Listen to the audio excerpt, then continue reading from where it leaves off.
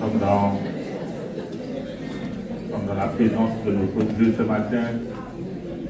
Et dans le psaume 65, il nous est dit, heureux celui que tu choisis et que tu admets en ta présence. Ce matin, nous avons sujet d'être dans la joie parce que Dieu nous a choisis, n'est-ce pas vrai? Que tu réalises ce privilège. Dieu m'a choisi. Je suis le choix de Dieu. Et non seulement Dieu m'a choisi, mais il accepte que je sois dans sa présence. Le Dieu Tout-Puissant, créateur de l'univers, accepte que je sois dans sa présence. N'est-ce pas merveilleux? Et rien que ça doit m'apporter de la joie. Malgré ce que je vis, heureux celui que tu choisis et que tu admets en ta présence. Et la Bible nous dit que là où deux ou trois sont assemblés en son nom, Dieu, Jésus est au milieu de nous. Amen. Et nous sommes venus pour célébrer sa présence ce matin. Nous sommes venus pour le louer, le glorifier, lui donner gloire. Nous allons pouvoir nous tenir debout tous ensemble. Du bonjour à ceux aussi qui sont avec nous sur Zoom. Alléluia. Oui, Seigneur, nous voulons bénir ton nom ce matin. Nous voulons te glorifier, Seigneur. Nous voulons t'élever, nous voulons t'exalter, Seigneur mon Dieu. Nous voulons te dire merci parce que c'est toi qui nous as sauvés, Seigneur. C'est toi qui as fait de nous ton peuple. C'est toi qui as fait de nous tes enfants, Seigneur. Et nous sommes venus ce matin pour te louer, pour te célébrer, Seigneur. Je veux te prier et remettre ce temps, mon Dieu, ce moment que nous allons passer ensemble, mon Dieu, Seigneur, entre tes mains, sachant que de nous-mêmes, nous ne pouvons rien faire, Seigneur, mais nous avons besoin encore de l'aide et de l'assistance de ton Esprit Saint, Seigneur. Alors merci de prendre le plein contrôle, de prendre la pleine direction de ce moment, Seigneur, par ton Esprit, Seigneur. Conduis-nous, dirige-nous, Seigneur. Nous voulons vraiment te célébrer et t'apporter la reconnaissance de nos cœurs. Et nous voulons aussi recevoir, Seigneur, tout ce que tu as prévu de nous donner en ce matin, Père. C'est pour cela que nous voulons nous humilier devant toi, Seigneur. Nous voulons te demander humblement pardon pour nos fautes, nos péchés, nos iniquités devant toi. Te prions de nous laver, de nous purifier dans le précieux sang de Jésus-Christ de Nazareth. Et ce matin, nous ouvrons notre cœur à ta grâce, Seigneur. Mon Dieu, nous ouvrons notre cœur pour recevoir tout ce que tu peux nous donner en ce matin, Père. Merci, mon Dieu, de prendre le plein contrôle, la pleine direction de ce moment par la puissance de ton Esprit, Père, dans le nom puissant de Jésus-Christ de Nazareth. Et nous voulons lier la puissance de l'ennemi, Seigneur, tout esprit contraire, tout esprit d'opposition, tout ce qui voudrait nous empêcher de recevoir ta grâce et ta pleine bénédiction ce matin, Père. À ton nom soit la gloire, parce que tu répands ta paix dans nos cœurs, tu répands ta joie dans nos cœurs et tu nous renouvelles encore ce matin, Père, dans le nom puissant de Jésus-Christ de Nazareth. Alléluia. Je vous propose de rester debout et on va lire dans Proverbe chapitre 11 au verset 27. Proverbe 11, verset 27, il est dit, celui qui recherche le bien, je demande au groupe de louange de venir, celui qui recherche le bien s'attire de la faveur, mais celui qui poursuit le mal en est atteint. Ce matin, nous voulons recevoir la faveur de Dieu. Est-ce que tu veux recevoir la faveur de Dieu? La bénédiction de Dieu, la grâce de Dieu. Alléluia. Alors je vous propose tous ensemble que nous puissions prier tous ensemble, nous humilier devant le Seigneur et puis lui demander sa grâce ce matin, lui dire que nous voulons recevoir sa faveur. Amen. Dieu connaît nos cœurs, Dieu connaît nos vies, connaît notre marche et nous avons sujet de nous humilier devant ce Dieu saint ce matin parce que nous voulons recevoir sa faveur. Nous n'avons pas toujours recherché le bien, nous avons des fois poursuivi le mal, mais ce matin nous voulons nous humilier et que nous puissions apprendre à rechercher le bien afin de recevoir la faveur de Dieu. Tous ensemble, parlons à notre Dieu ce matin. Oui, Seigneur.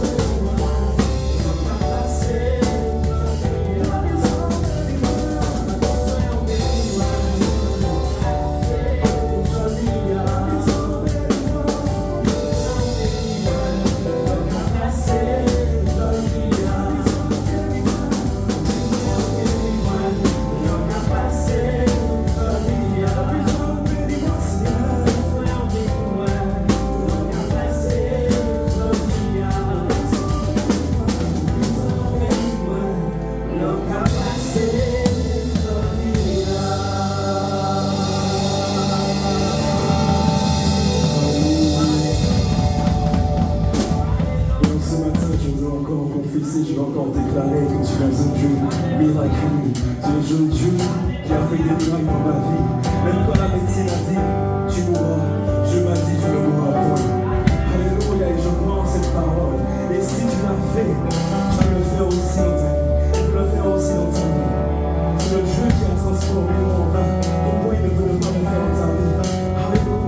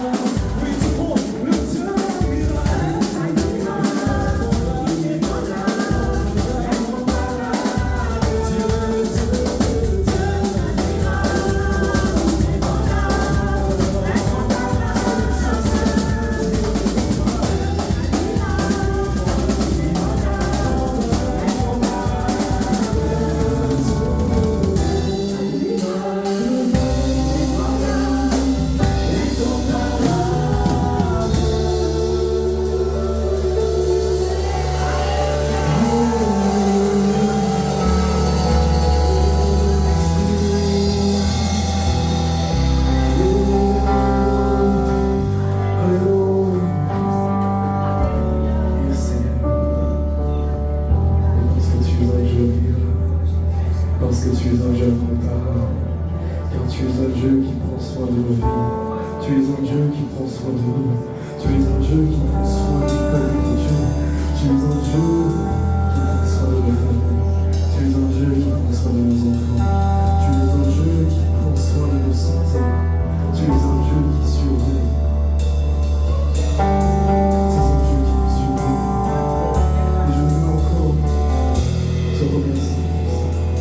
Je veux encore entrer dans le sein des saints.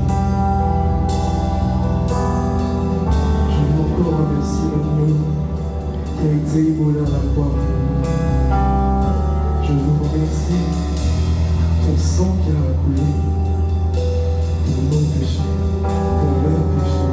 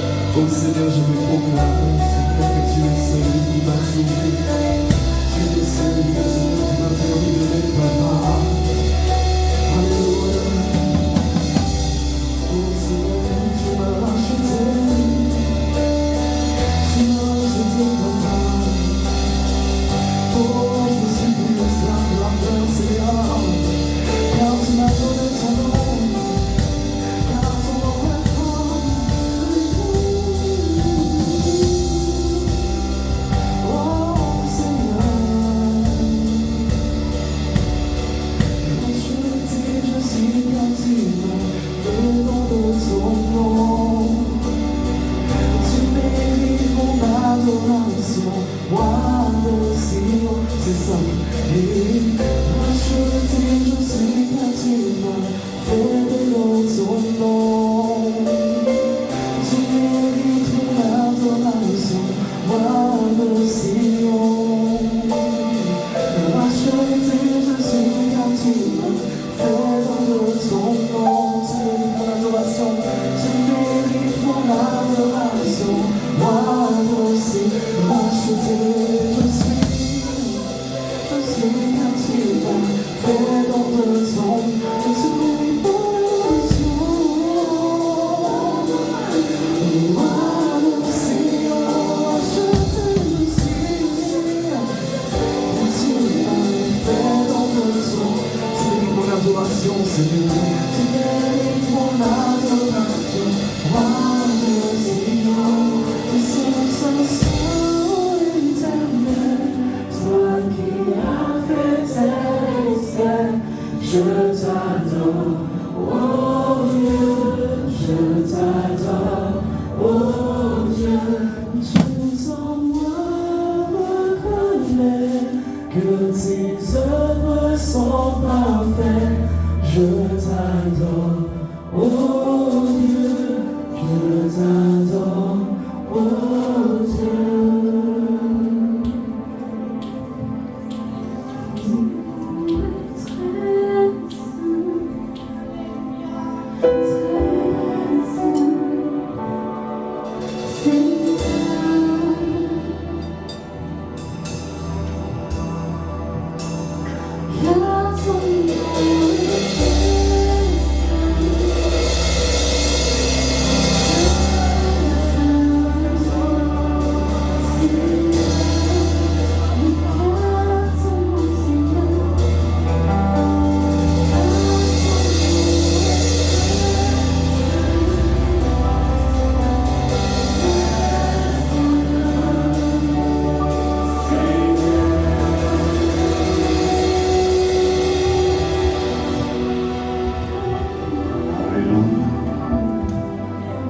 Jésus-Christ de Nazareth.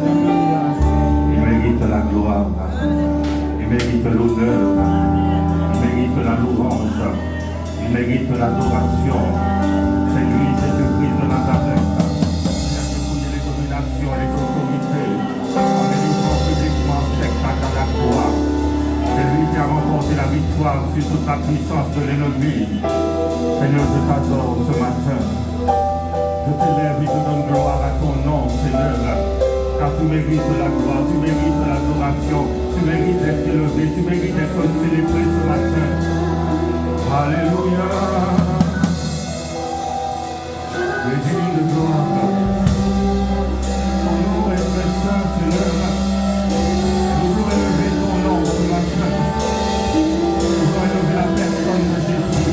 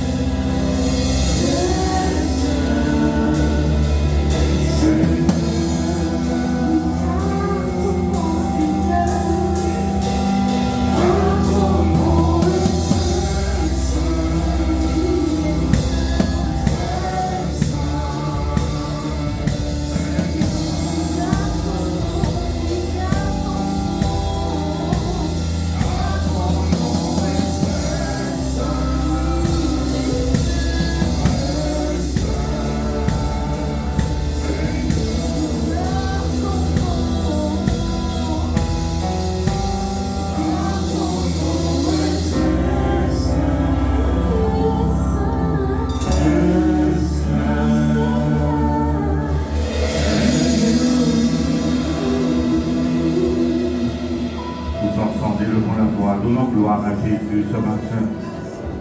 Donnons gloire à Jésus ce matin. Élève ta voix pour lui dire qu'il mérite la gloire.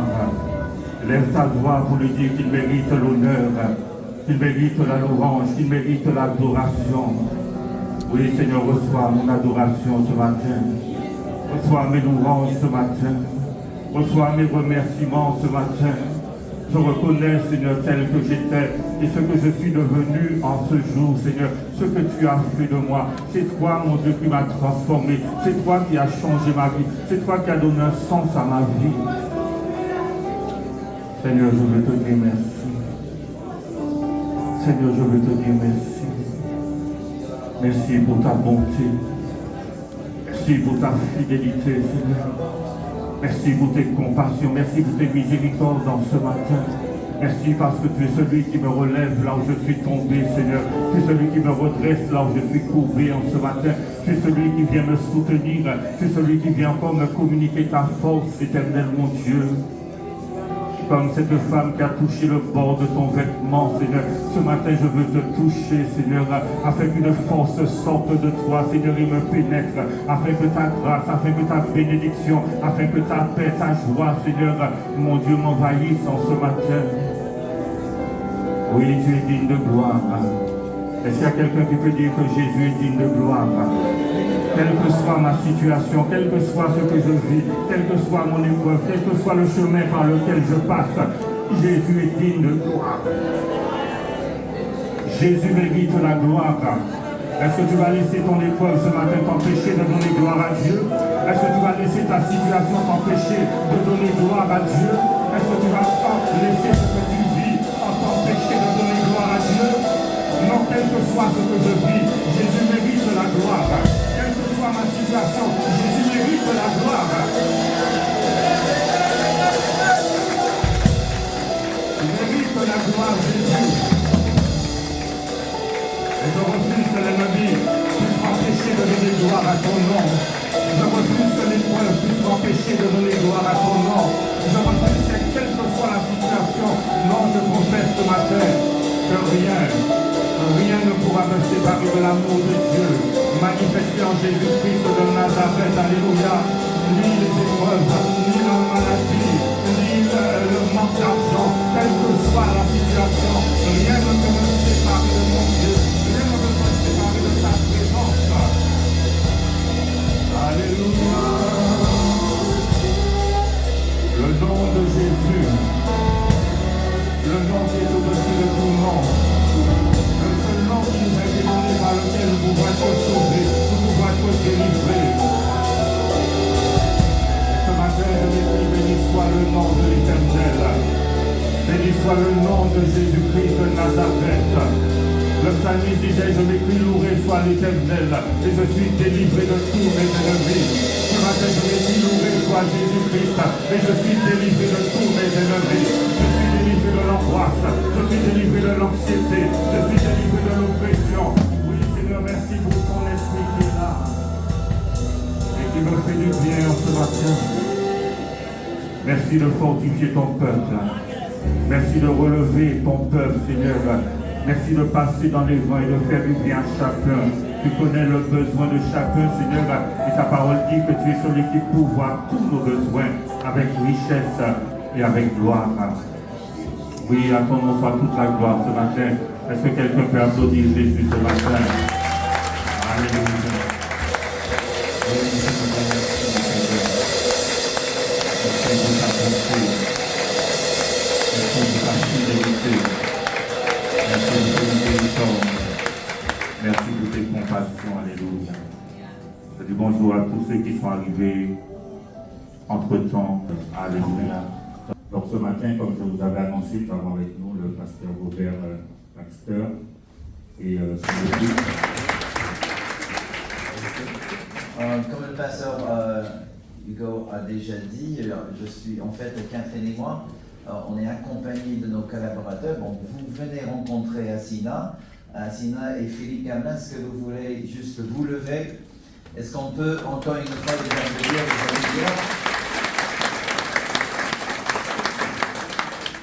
Assina, c'est vraiment une femme extraordinaire. Elle est aussi trésorière de l'église du Bon Berger. Philippe Gamelin et moi, nous travaillons côte à côte depuis presque 30 ans. C'est aussi le président de l'IQUIP et c'est grâce à ce biais d'IQUIP que nous avons pu faire la connaissance de votre pasteur.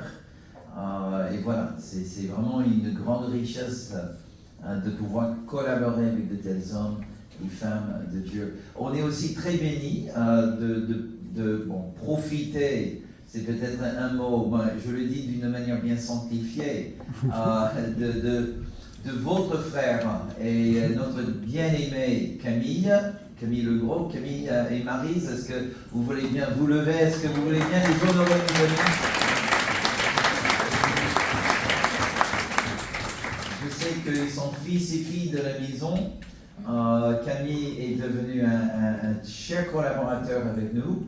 Je ne me souviens plus exactement combien d'années maintenant. Camille, tu nous accueilles en Martinique. Il est le premier visage que nous voyons à l'aéroport. Il nous transporte de partout sur l'île de la Martinique. Et c'est qu'il est vraiment une bénédiction pour nous. J'ai déjà pris le volant de votre belle île. Et honnêtement, de ne pas devoir penser à la circulation martiniquaise, c'est une bénédiction. On m'a dit récemment, il y a plus de voitures en Martinique que de peuple, les personnes. Donc, merci beaucoup, Camille. Et puis je ne peux pas commencer non plus sans reconnaître notre cher frère Jean-Michel, que je vois vraiment au fond. Est-ce que tu veux bien te lever, s'il te plaît? Et est-ce que vous voulez bien l'honorer? Ça va trop m'embarrasser si j'en dis trop, mais merci beaucoup pour ton accueil, ton hospitalité, Jean-Michel. Tu ne peux pas imaginer à quel point nous sommes richement bénis d'avoir un lieu d'atterrissage et un lieu de restauration que par ta grande gentillesse tu mets à notre disposition. Donc, vraiment grandement merci. Donc, vous voyez, sans nous connaître, mais votre maison nous bénit depuis des années et j'aimerais vraiment vous remercier. Ça fait maintenant, grâce encore à la formation de leadership Equip, que j'ai pu faire la connaissance de votre pasteur et que je n'ai pas connu que de distance. Et vraiment, je suis très impressionné par cet homme de qualité, un homme d'intégrité que j'ai le privilège de connaître de mes son mieux. Donc vraiment, et juste ce matin, en fait c'est la première fois que je le vois derrière le pupitre. Et quel plaisir de juste voir comment c'est vraiment un homme de prière, un homme de la présence de Dieu, n'est-ce pas? C'est comme comment ça s'appelle les antennes qui attirent le foudre. On met souvent en haut des bâtiments. Comment ça s'appelle? Vous parlez en anglais. Mais il est comme ça, tu vois, il se met juste là et puis la gloire de Dieu tombe. Alléluia. Et vraiment, pasteur, j'aimerais vraiment t'honorer. Merci pour ton service déjà pour le ministère de formation Equip. Mais en dehors de tout ça, je vois vraiment que tu es un homme qui tient vraiment à cœur le royaume de Dieu. Et il y a une si bonne collaboration entre les églises dans la formation leadership. Si vous ne l'avez pas encore pris, c'est pas la fin du monde, mais ni la fin des formations Equip en Martinique. Je crois qu'on fera à l'avenir. Bon, la forme sera décidée dans les mois à venir. J'ai la joie de participer à Equip en tant que l'un des formateurs. Et vraiment, mais vraiment, et pasteur, si je peux dire, je vois vraiment que je t'ai vu comme un pilier dans le royaume de Dieu, dans le corps de Christ. Et Dieu va très rapidement élargir le sphère de ton influence. Et ça va vraiment bien dépasser l'Église, mais tu arrives non pas comme le tonnerre, tu vas arriver comme l'ancre d'un bateau. Alléluia. Parce que vous savez, vous pouvez avoir un moteur très puissant, mais s'il n'y a pas d'encre, mes amis, quand il y a une tempête, le bateau va faire un naufrage. Et je vois vraiment que Dieu est en train de t'élever dans le pays pour que tu sois comme un ancre dans le corps de Christ. Et tu n'auras pas besoin de lever la voix pour que ta présence soit ressentie. Amen. Je vois vraiment un esprit de la sagesse de Dieu qui est sur toi. Et je prophétise vraiment que Dieu t'élève comme un Joseph dans le pays. Amen. Amen.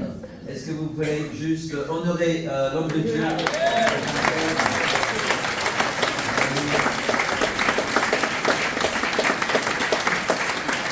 je voudrais encore vous remercier de votre belle invitation, de passer quelques instants au pied de Jésus pour apprendre de sa parole. Et je vous invite à ouvrir votre Bible à Actes, chapitre 13. On va juste lire un petit texte de la parole de Dieu.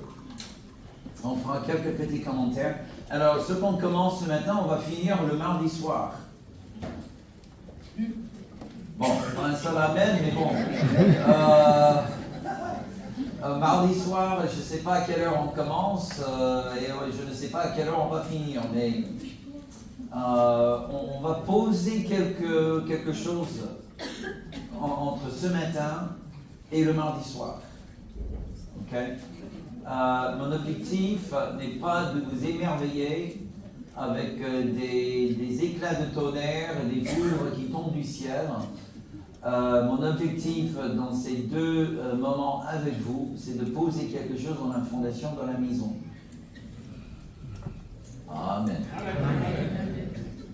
Ok? Un petit peu comme un architecte qui va venir, il va juste faire un peu d'inspection de la fondation et il va dire ok, on va rajouter ça et ça et ça parce que par rapport aux objectifs des constructeurs, il faut renforcer quelques fondements. Okay? Il ne faut pas croire que vous avez atteint les objectifs de Dieu pour votre maison. Quand je parle de la maison, vous comprenez, je parle de l'église. Okay? C'est juste que le mot en grec, c'est le mot oikos. Et oikos peut se traduire en tant que famille ou maison. Et pour moi, l'église est plutôt une famille, non pas une sorte d'entreprise. Quand une église commence à ressembler à une entreprise, c'est la tour de Babel, c'est pas le royaume de Dieu. Y a-t-il un amen dans la maison? On est tout d'abord des frères et sœurs avant d'être des collaborateurs. Amen. Et c'est bien clair. Oh Dieu, amen. C'est la raison pour laquelle notre communion fraternelle est vraiment importante aux yeux de Dieu. Là où les frères demeurent ensemble, dit Psaume 133, c'est là où Dieu ordonne la bénédiction. Ce n'est pas là où les hommes, où les frères font un bon travail. Bien qu'il y ait un travail à faire. Amen. Mais notre communion fraternelle n'est pas définie par le travail commun, c'est défini par la communion que nous partageons les uns avec les autres. Amen. Gloire à Dieu. Donc je vais vous demander de juste faire une petite prière avec moi ce matin. J'ai l'habitude de faire ça depuis pas mal de temps. Prenez votre main droite et placez-la juste au-dessous des yeux. Père, par le nom puissant de Jésus-Christ, je déclare que Seigneur, tu oins nos yeux pour que, en voyant, nous puissions aussi comprendre. Maintenant, place la main sur les oreilles. Et Seigneur, nous ordonnons maintenant que tu oins nos oreilles. Alléluia, au nom de Jésus, que tu nous donnes l'oreille d'un disciple pour que nous puissions entendre tout ce que veut dire le Saint-Esprit à son Église. Alléluia, maintenant place la main sur le cœur. Père, nous déclarons que tu nous donnes le cœur souple comme de l'argile entre les mains du potier, afin que l'image de Jésus-Christ soit formée au fond de chacun de nous. Et maintenant, ensemble, levons tous les mains devant le Seigneur. Ensemble, Seigneur Dieu, nous libérons l'esprit de sagesse avec l'esprit de révélation. Nous déclarons, Seigneur, que l'onction qui demeure au fond de chacun de nous se lève maintenant par le nom de Jésus. Et c'est par l'onction de Dieu que nous sommes enseignés aujourd'hui. Nous entendons la parole de Dieu, l'oracle de Dieu par le nom de Jésus-Christ. Nous n'entendons pas un homme qui parle, mais nous entendons ce que le Père Céleste a à nous dire. Alléluia. Et que toute la gloire soit rendue à Jésus. Alléluia. Tout le monde dit Amen. Amen. Gloire à Dieu. Ok, Actes chapitre 13 et le verset 22. Actes 13 et le verset 22. Dieu leur suscita pour roi David, auquel il a rendu ce témoignage. J'ai trouvé David, fils d'Isaïe, homme selon mon cœur, qui accomplira toutes mes volontés. C'est extraordinaire ce texte. J'ai trouvé David, homme selon mon cœur. Wow. Un jour, j'ai invité mon voisin Georges à la maison. en lui disant que j'allais lui faire un petit déjeuner américain. Bon, peut-être mon accent m'a déjà trahi. Ok? Donc, et vous savez que le petit-déj, il n'y a rien de petit dans le déj. Amen. Donc, je lui ai dit, écoute, je vais te faire une de mes omelettes. Je suis reconnu pour mes omelettes. Donc là, j'étais très, très occupé dans la cuisine lorsque Georges arrive, un petit peu avant l'heure. J'étais en train d'ouvrir les œufs pour faire mon mélange. Je prends 1, 2, 3, 4, 5, 6, et le 6e, dès que je l'ai cassé, une odeur absolument horrible a rempli la cuisine. L'œuf était pourri. Alors moi, ça ne m'a pas du tout dérangé, parce que je me suis habitué à l'odeur. Mais Georges, il était scandalisé. Il dit, mais quoi? Qu'est-ce que tu fais, Robert? Tu ne sais pas cuisiner? Je dis, bah quoi? Qui est-il? Bah, tu viens casser un œuf pourri et tu fais un mélange avec. Je dis, oui, mais les autres sont bons.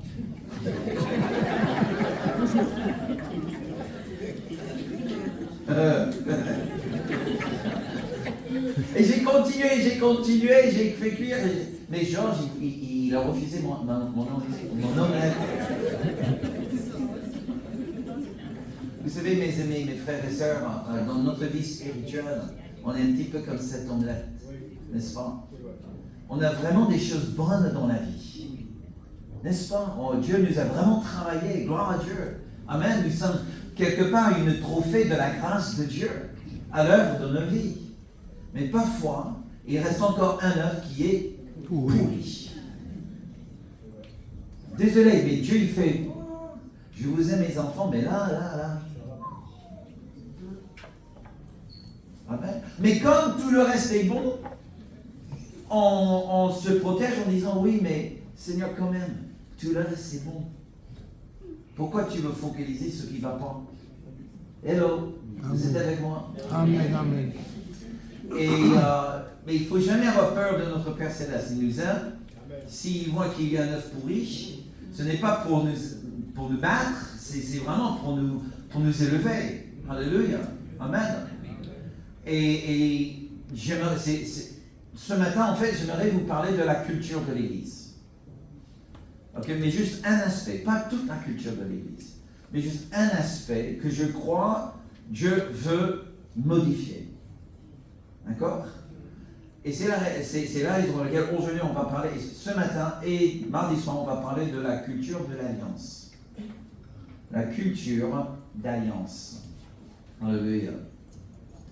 Moi, je trouve dans la vie du roi David un homme absolument extraordinaire.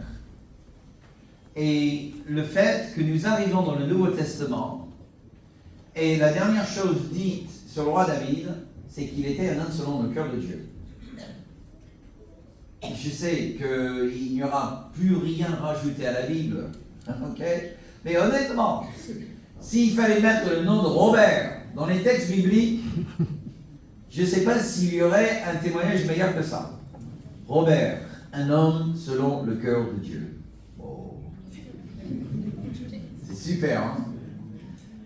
Quand le jour arrive, là où Dieu m'appelle pour monter au ciel, ou si Jésus revient avant, peu importe, je suis prêt. Si Jésus arrive aujourd'hui avant que je finisse le message, ben moi je suis prêt. Mais s'il va tarder encore un siècle, il n'y a pas de problème. Moi, quand Dieu m'appelle, je suis prêt. Je m'occupe de ses affaires. Amen. Amen. Et voilà, je vis chaque minute comme si le prochaine minute, je me retrouverai devant sa présence. Bon, ça serait un autre sujet pour une autre fois. Mais j'aimerais entendre quand j'arrive là, waouh, les anges, les saints, voici Robert, un homme selon mon cœur. J'aimerais avoir un tel témoignage. Et vous? Est-ce que vous aimeriez? Amen. Un homme, une femme, selon le cœur de Dieu. Waouh! Il n'y a pas de témoignage meilleur que ça, mes amis. Vous êtes d'accord avec moi? Mais regardons la vie de David. Franchement, David n'était pas vraiment un saint. Wouh! Ben déjà, on le trouve quand il prend la fuite du roi Saül, et il passe par le tabernacle, il n'avait pas pris son petit déjeuner, donc il avait faim. Il a passé à côté de mon omelette. Il avait faim, donc qu'est-ce qu'il prend? Il prend le pain sacré. Comme on dit en Martinique. C'est pas cool, voler le pain de Dieu. Oh là là, quelle audace. Il fait le fou devant les Philistins. Au lieu d'être un homme de courage, que nous verrons un petit peu plus tard dans sa vie. Bon, au moins, il avait un cœur enseignable, mais quand même, quand il aurait pu faire vraiment bon témoignage de l'Éternel, bah, au lieu de ça, il joue le fou pour se sauver la peau. Pas très cool. Après qu'il devient roi d'Israël, il voulait voir un petit peu quelle est sa force. Donc il fait un recensement contre la volonté de Dieu. Maman! Il va voir 70 000 de ses compatriotes mourir par le jugement de Dieu à cause de son péché. Une fois qu'il devient roi, Dieu lui donne quand même des réussites, des succès d'un point de vue militaire. Et là, quand il devait être sur le champ de bataille avec ses soldats, il a décidé, bon, maintenant je peux me reposer un petit peu quand même. Ah, c'est toujours le début d'une chute d'un leader. Alors, moi je suis vraiment reconnaissant que j'ai épousé une prophétesse de Dieu, Catherine Roy. Elle me dit, chérie, tu peux te reposer au ciel. Là, sur la terre, il faut bosser. Il faut bosser, mon petit. Gloire à Dieu. Non, elle me l'a dit une fois, mais j'aime le répéter. Et David, quand il était sur le toit, qu'est-ce qu'il voit? Il voit des choses qu'il ne fallait pas voir. Parce qu'il cherchait quand même. Avec toutes les étoiles qui brillaient dans le ciel, bah, les yeux n'étaient pas focalisés sur le ciel, n'est-ce pas? Alors, deuxième pas vers la chute, mes amis, quand tu laisses tes yeux errer. Alors, quand tu cherches, tu trouves. Hein? Ne me dis pas que c'était un accident qu'il a vu la femme qui prenait son bain. Ah, écoutez. Ah ben non, de son perche sur la montagne, le mont Sion, il pouvait voir beaucoup de toits. Et il regardait un seul. Et alors? Et non seulement il a vu, bah il a goûté. Non seulement il a vu, il a goûté, mais il s'est dit, bah, j'aime bien ce que j'ai goûté, donc je vais me débarrasser de son mari qui m'empêche de goûter encore plus. Meurtre. Mais le pire, c'est qu'il a caché. Il a fait, comme on dit en bon français, un cover-up. Il a couvert. Et ce n'était qu'au moment où le prophète Nathan vient, il raconte une petite anecdote d'un voleur de brebis. C'est l'onction.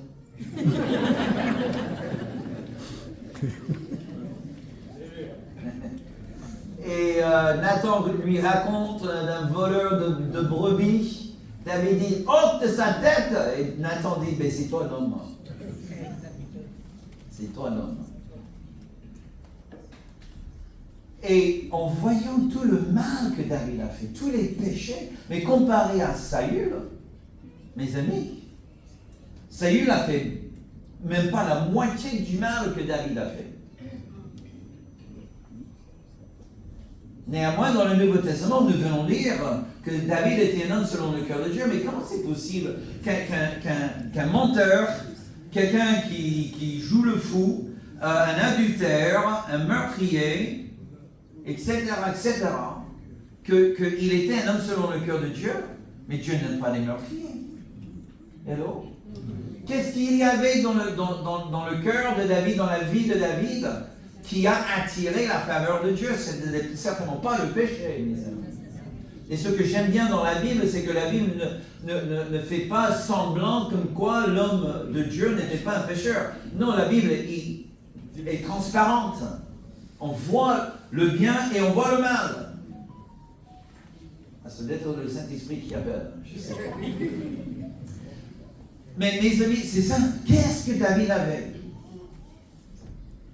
En fait, David avait vraiment la culture d'alliance. Depuis le début de sa vie, David avait compris quelque chose, que le Dieu d'Israël était un Dieu d'alliance. Et on voit le fruit de ceci, partout dans sa vie. Vous vous souvenez, la première histoire que nous apprenons sur le roi David, à l'école de dimanche, c'est quoi? Goliath. David et Goliath. Ok? Donc voilà, les armées d'Israël étaient en face des armées des Philistins. Et le champion des Philistins, Goliath, un grand géant, venait menacer les armées d'Israël et se moquer de Dieu.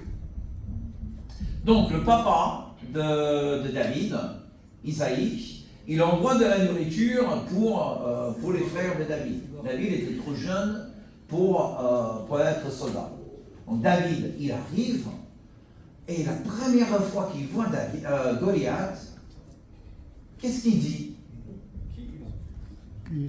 Waouh, regarde la taille de ce gars. Quelle est cette Il passe beaucoup de temps dans la salle de sport. Première, Arnold Schwarzenegger, Terminateur. C'est ça ce que David dit. Ah ben non. Qu'est-ce que David dit? Qui est ce Philistin quoi? Incirconcis. Bon, pour les nouveaux chrétiens, la circoncision pour le peuple juif était la marque d'alliance. En fait, David, il disait, c'est qui ce Philistin qui n'a pas d'alliance? Vous savez, mes amis, c'est vraiment incroyable comment on prie parfois. On prie comme ceux de l'Ancien Testament et non pas comme ceux du Nouveau Testament. Je vous donne un exemple. David, quand il voit Goliath, il dit, c'est juste un incirconcis. Il ne voit pas la taille. Il ne voit pas la force. Il ne voit aucune impossibilité, il voit possibilité. Pour nous, quand nous prions, nous sommes beaucoup plus convaincus de la puissance de nos circonstances que de la puissance de Dieu. On ne prie pas d'un point de vue d'une relation ou une révélation de Dieu, on prie dans un point de vue de notre relation avec nos circonstances. Hello. Et j'aimerais juste proposer qu'il y ait une autre manière de prier. Dieu écoute à toutes nos prières. Ok, ne vous inquiétez pas, ne soyez pas intimidés par rapport à votre niveau de prière. Ok, c'est pas une critique, c'est juste un constat. Amen. Quand David était sur la colline, Goliath, il était où? Il était dans la vallée. Quand tu es dans la hauteur et un géant est dans la vallée, est-ce que tu te rends compte à quel point il est grand? Ben non. Il est aussi petit que tous les autres soldats. N'est-ce pas? Tu n'as jamais monté dans un gratte-ciel? Tu regardes par une fenêtre et tu dis, c'est comme des fourmis en bas. Tout d'un coup, ces gars qui voulaient te menacer dans le métro n'ont pas l'air très grands. Quand vous priez, vous êtes où? Vous êtes sur la terre, face à des problèmes géants. Est-ce que vous êtes vraiment dans le ciel? Et vos problèmes semblent si petits. Alléluia. Tu vois? Ça ne change pas la taille, n'est-ce pas?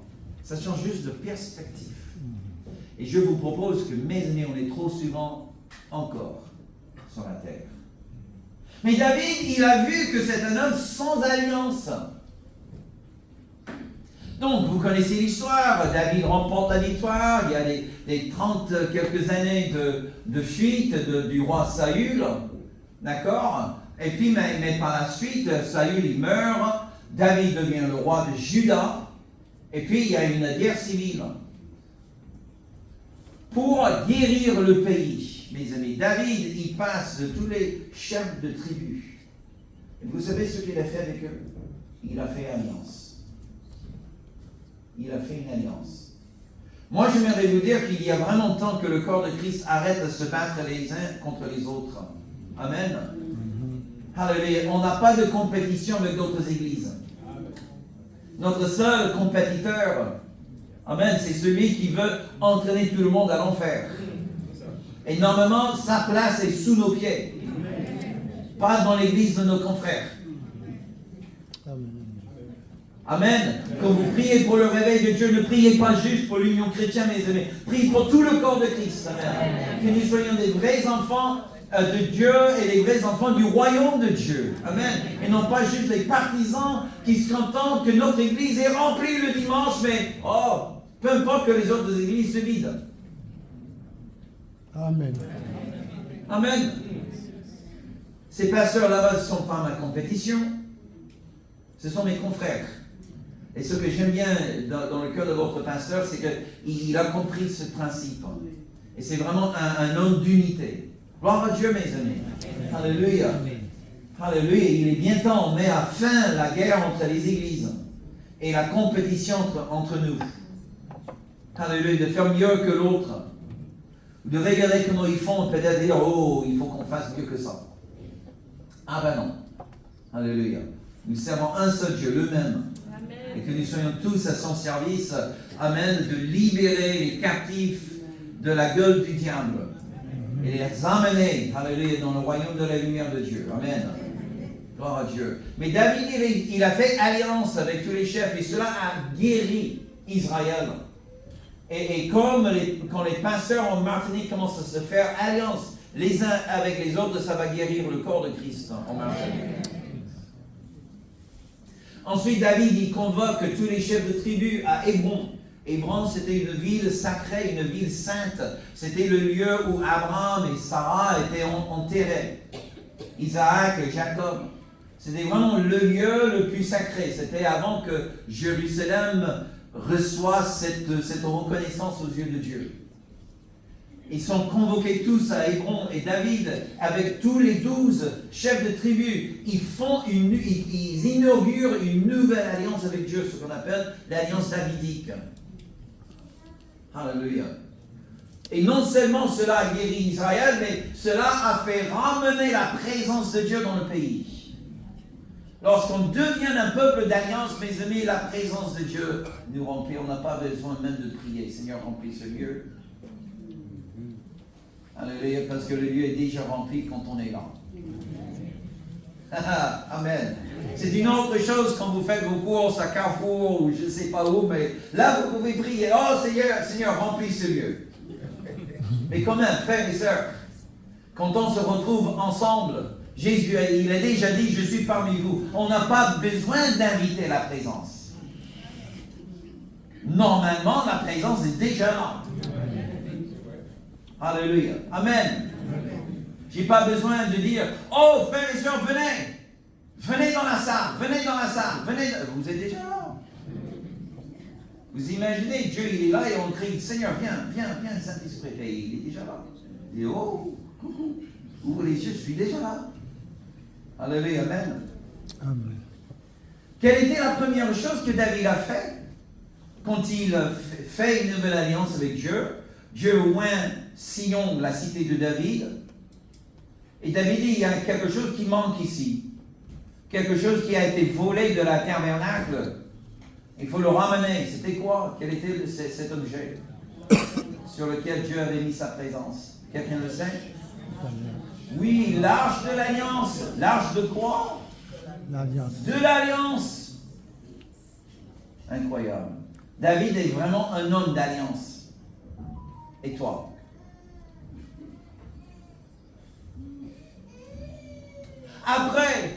Après, David s'est souvenu de l'alliance qu'il avait faite avec Jonathan. N'est-ce pas?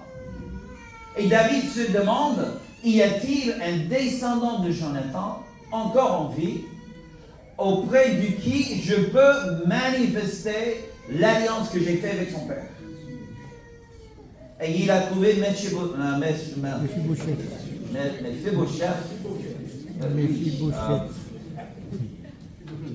Le fils de Jonathan. Ok? Et il a resté à la table de David jusqu'à la fin de sa vie. Extraordinaire. Pourquoi? Parce que David, mes amis, encore une fois, écoutez-moi bien, David était un homme d'alliance. Et c'est ça ce qui a attiré le cœur de Dieu. Parce que Dieu est un Dieu d'alliance. Est-ce que vous pouvez le dire à voix haute avec moi? Dieu est un Dieu d'alliance. Alléluia. Et la question que je vous pose ce matin, es-tu un homme d'alliance? Es-tu une femme d'alliance?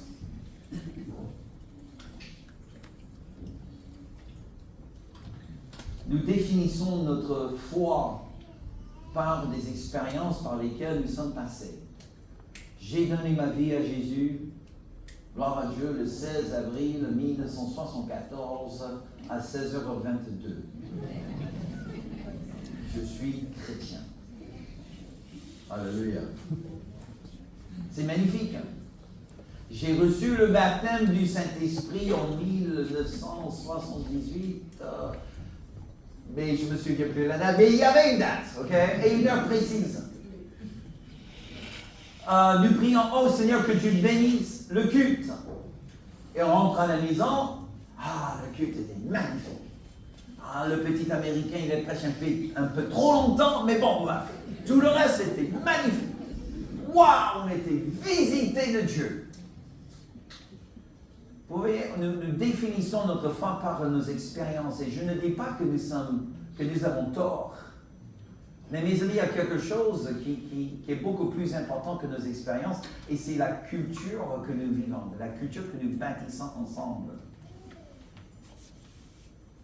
Dans la lettre aux Éphésiens, Paul il dit que la chose qui fait édifier le corps de Christ, c'est ce que chaque joint apporte.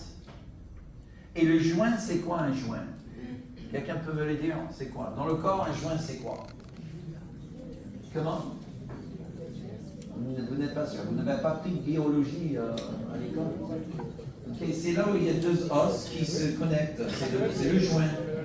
Tout à fait. Il y a un peu trop d'arthrite dans le corps de Christ. Okay? Je brise en main parfois. Okay? Donc, j'aime beaucoup cet homme de Dieu. Donne-moi la main, s'il te plaît. Ok. C'est un homme de Dieu qui est loin. Alléluia. Amen. Il marche avec une onction puissante. Amen. Mais la Bible ne dit pas que ce que le pasteur Hugo apporte qui édifie le corps. Moi, j'ai une petite onction. Je remercie le Seigneur pour. Mais la Bible ne dit pas c'est ce que l'onction de Robert qui édifie le corps. Mais c'est ce que produit notre relation. Là où il y a le joint, qu'est-ce qu'apporte le joint au corps? Est-ce qu'il y a de l'arthrite dans le joint? Ou y a-t-il la vie dans le joint? Parce que c'est ça qui va faire édifier le corps de Christ.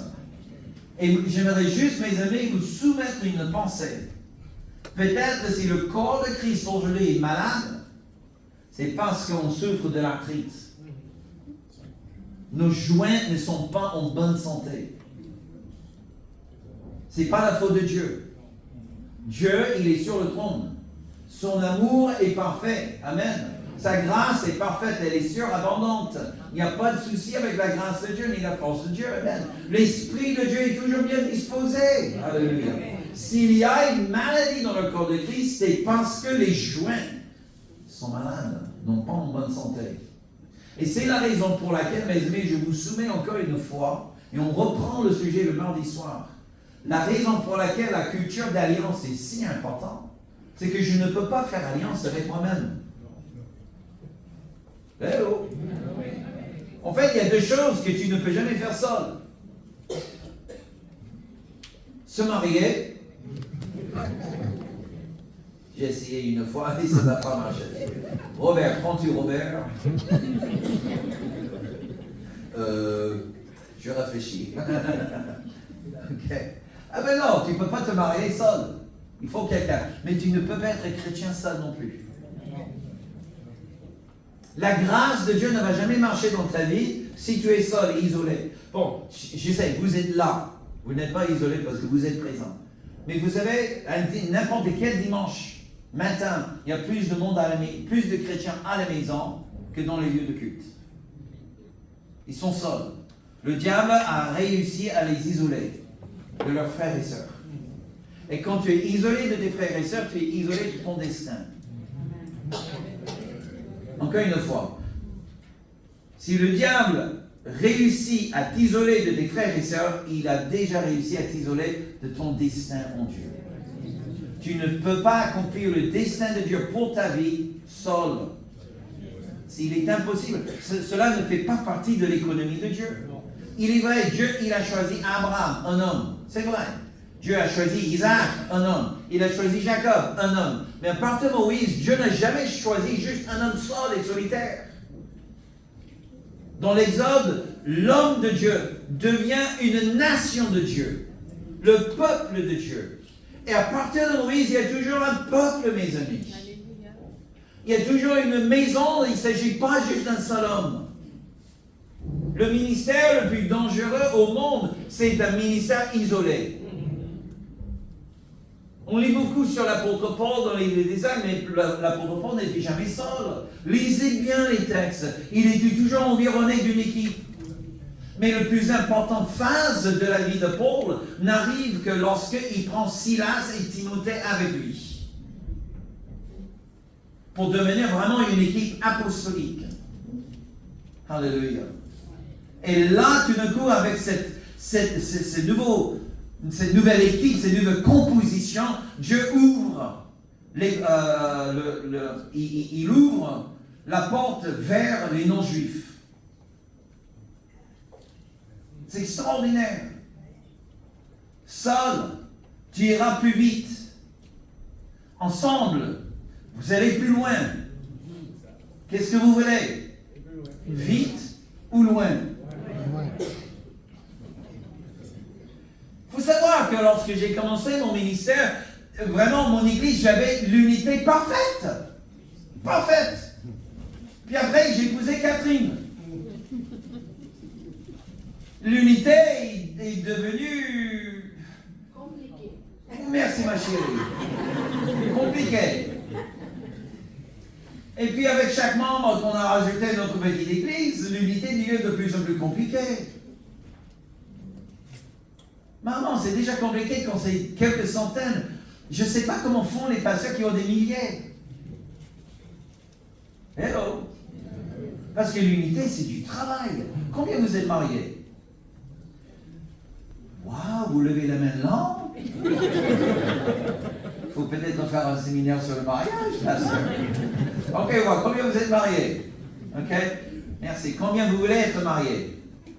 Combien vous êtes mariés, vous souhaitez ne plus être? Non, je fais ça.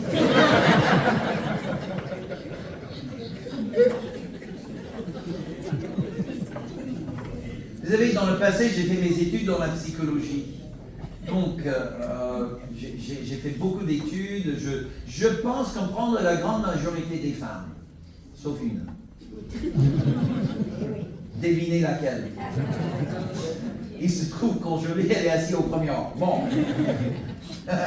Mais comment c'est possible que la femme que j'aime plus au monde, c'est la femme que j'ai le plus grand mal à comprendre? Parfois, elle me parle et je dis, mais chérie, je ne comprends pas chinois.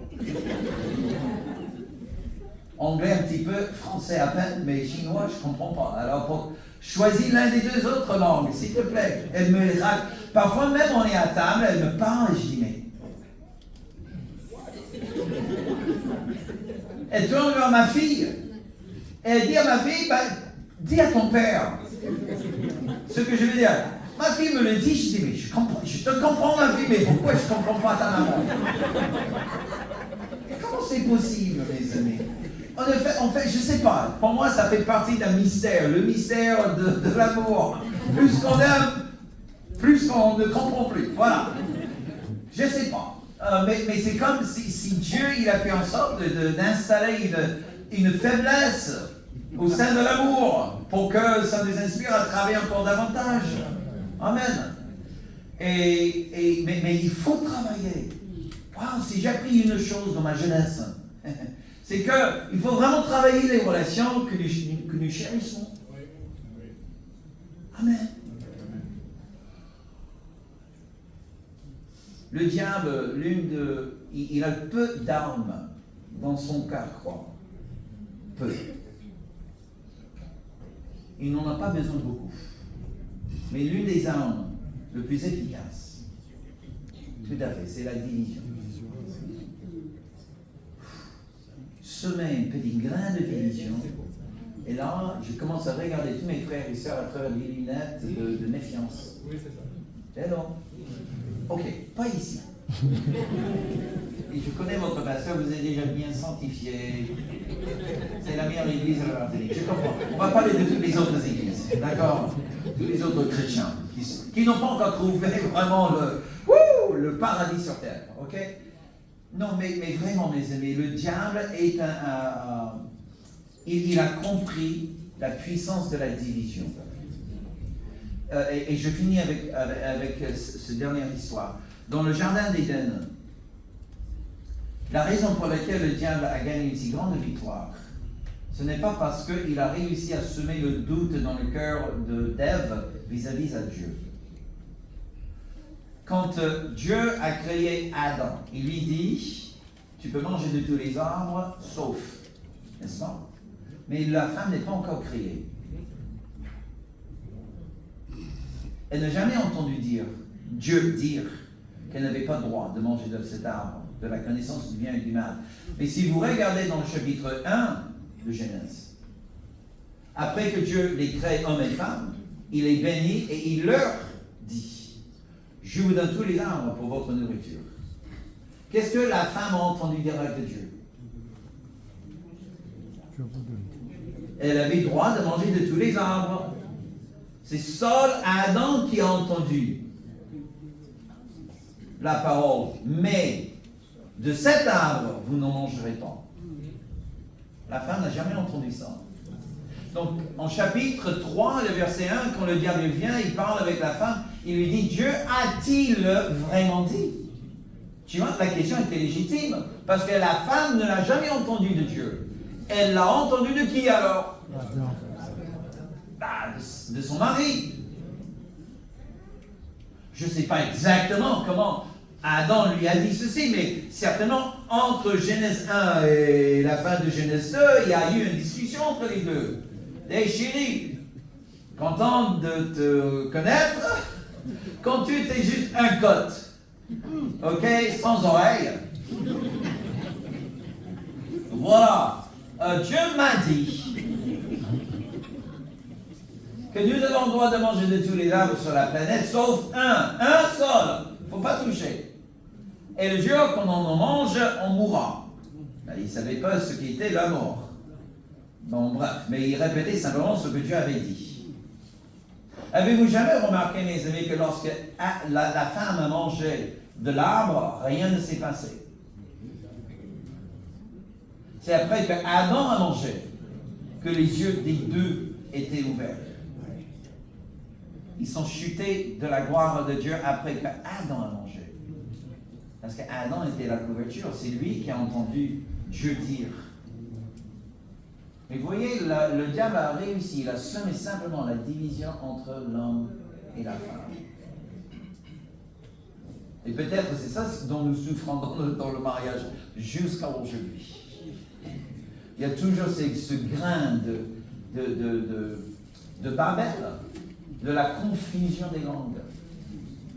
Ok? Pourquoi? Pour nous séparer l'un de l'autre. Si le diable attaque notre alliance la plus précieuse aux yeux de Dieu, l'alliance humaine la plus précieuse aux yeux de Dieu, n'est-ce pas vrai? Il va vous attaquer dans votre communion fraternelle. Parce que s'il peut vous diviser, mes amis, il est déjà gagné. Oui.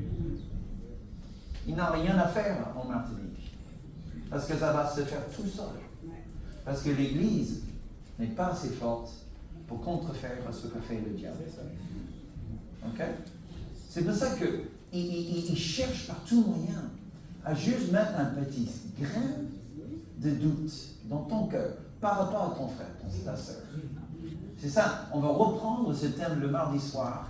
Je crois vraiment que Dieu va faire quelque chose d'absolument extraordinaire. Et mes amis, croyez-moi, j'étais dans le passé, je dirigeais la louange et j'avais une guitare à 12 cordes. Merveilleux instrument. mais tellement pénible pour accorder. Ok? Quand tu as 12 cordes, il suffit qu'un seul n'est pas bien accordé et c'est horrible. Mais quand les 12 sont bien accordés, un son magnifique. Mes amis, quand vous êtes bien accordés les uns aux autres, ça fait un orchestre que le diable ne peut pas toucher. Il y aura des miracles, des délivrances, sans qu'on crie les uns sur les autres. Amen. Tu n'en as pas besoin de crier pour que le démon nous entende. Jésus, quand il chassait un démon, il chassait avec un mot. Bâton. Ce n'est pas 3 heures de crier et cracher les uns sur les autres. Non, mes amis, pourquoi? Parce qu'il était bien accordé. Amen. Il faut toujours exercer plus de force quand vous n'êtes pas bien accordé. Levez-vous, s'il vous plaît. Le frère qui était sur le clavier, tu peux m'accompagner juste un instant, s'il vous plaît. Alléluia. Dieu va commencer le début d'un miracle ce matin. Ok? Et on aura la suite mardi soir. J'espère vous voir mardi. Et même on aura un temps de prier pour les gens. On va juste faire une prière collective ce matin. Alléluia. Je sais que j'ai pris un peu de temps. Mais je vois vraiment le potentiel de Dieu ici. Un tel potentiel, mes amis. Vraiment rayonner comme une lumière dans le pays. Amen. D'étendre les cordages de la tente de la maison de partout. Apporter l'influence de cette gloire que Dieu a mis en dépôt ici, partout, dans le pays. Alléluia. Mais Dieu va travailler notre culture. Que nous soyons des hommes et des femmes d'alliance. Comme David. Et encore une fois, je finis juste avant de prier. Je finis avec cette question. Es-tu un homme d'alliance? Es-tu une femme d'alliance? D'abord avec Dieu. Ensuite dans le mariage. Ensuite envers vos frères et vos sœurs. Même envers la maison ici. Est-ce qu'on peut lever les mains dans la présence de Dieu? Père, je prie ce matin que tu guérisses, Seigneur Dieu, toutes les déceptions, les frustrations, les irritations. Seigneur, fais pleuvoir maintenant au nom de Jésus cette grâce merveilleuse.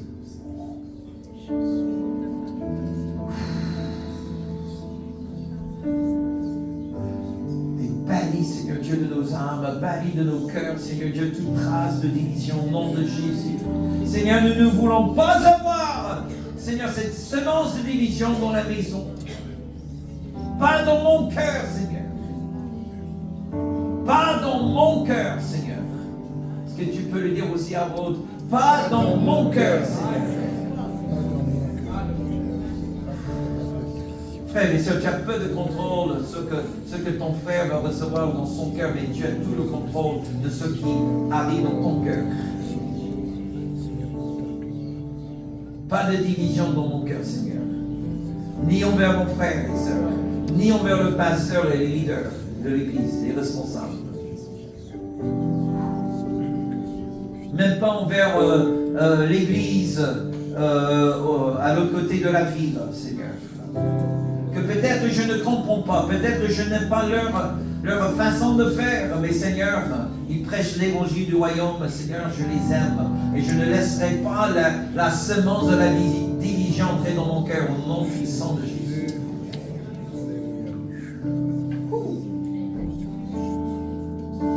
Seigneur, j'aimerais prier ce matin aussi pour tous les bien-aimés qui avaient une place dans la maison ici, mais qui sont partis ailleurs. Pourquoi? Parce que quelque part, Seigneur Dieu, sans chercher la faute, Seigneur, mais quelque part, la semence de division est entrée dans le cœur. Et Seigneur, nous voulons, au nom de Jésus, simplement, Seigneur, les bénir. Au nom de Jésus, nous prions pour la guérison du cœur, qu'il n'y a plus, Seigneur Dieu, ces traits enflammés du malin, Alléluia, les offenses, les déceptions, au nom de Jésus. Nous prions la guérison, Seigneur. Nous Nous avons célébré la Sainte Seine tout à l'heure. Mes amis, vous vous rendez compte? Celui qui garde la division dans le cœur, il a déjà transgressé contre le sang et contre le corps de Christ. Seigneur, je prie vraiment que tu guéris chacun de nous, Seigneur. Alléluia, que ce week-end, Seigneur, soit représente pour beaucoup, Seigneur Dieu, comme un nouveau départ, de vivre la vraie famille de Dieu.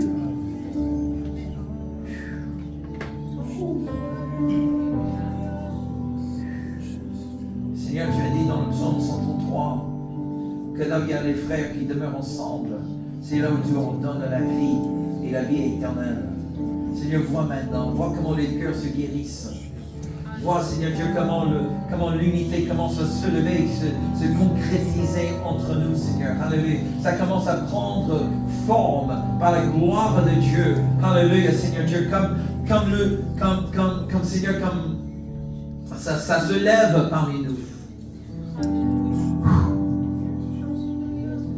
Au nom puissant de Jésus. Merci, Père. Merci, Père. Bénis cette maison, Seigneur. Bénis ton peuple, Seigneur. Garde-les.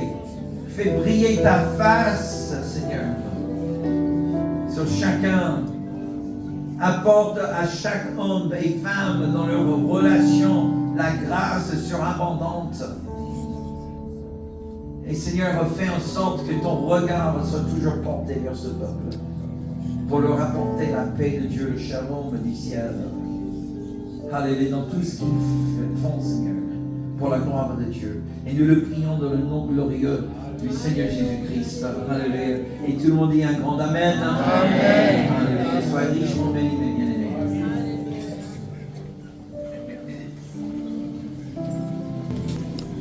Alléluia. Merci au Seigneur pour sa parole. J'aimerais, avant qu'on puisse passer aux annonces et aux offrandes, est-ce qu'on peut chanter ce chant qui dit « Nous voulons vivre l'unité ». Est-ce que vous voulez le chanter comme une prière?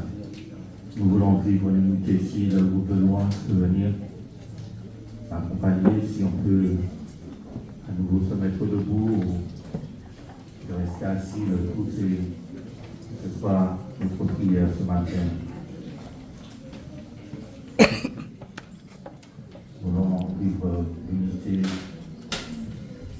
rester ensemble à chaque instant. Alléluia.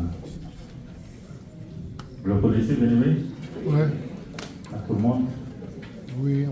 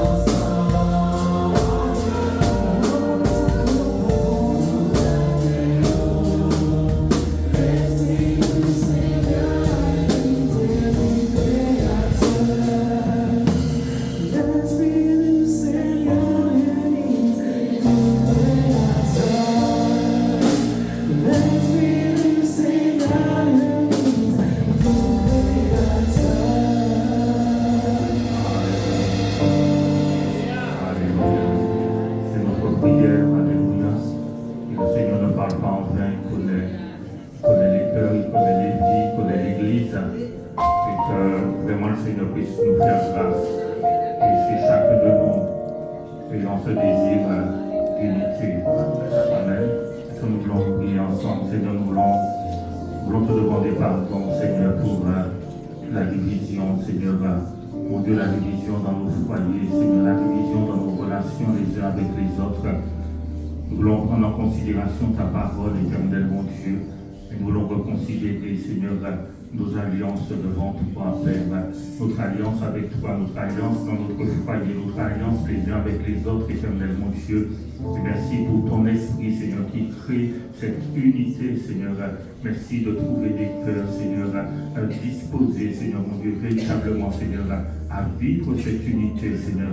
Nous ne voulons pas simplement écouter ta parole et dire qu'elle nous a fait du bien, mais nous voulons véritablement, Seigneur, parce que tu as envoyé ta parole ce matin dans nos cœurs, c'est parce que tu désires un changement, tu désires une transformation, parce que tu désires manifester encore ta gloire, Seigneur. Mais accorde-nous la grâce, Seigneur, de pouvoir, Seigneur mon Dieu, rejeter toute division, Seigneur, et que nous puissions travailler, Seigneur, à l'unité, Seigneur, au sein de ton corps éternel, au sein de ton Église, afin que tu puisses en retour déverser ta grâce et ta pleine bénédiction, Père. Bénissons ton nom, Seigneur. Nous te disons encore merci pour ta parole, merci pour ton serviteur, éternel, mon Dieu, et merci pour ce que tu as commencé à faire et ce que tu vas continuer à faire encore, Père, dans le nom de Jésus-Christ de Nazareth. Amen, amen, amen. Nous pouvons nous asseoir tranquillement. Et bien sûr, nous vous attendons mardi soir, même ceux qui n'ont pas l'habitude de venir mardi soir. On vous attend mardi soir pour encore partager ce temps avec notre serviteur. Je vais laisser la place à votre mari.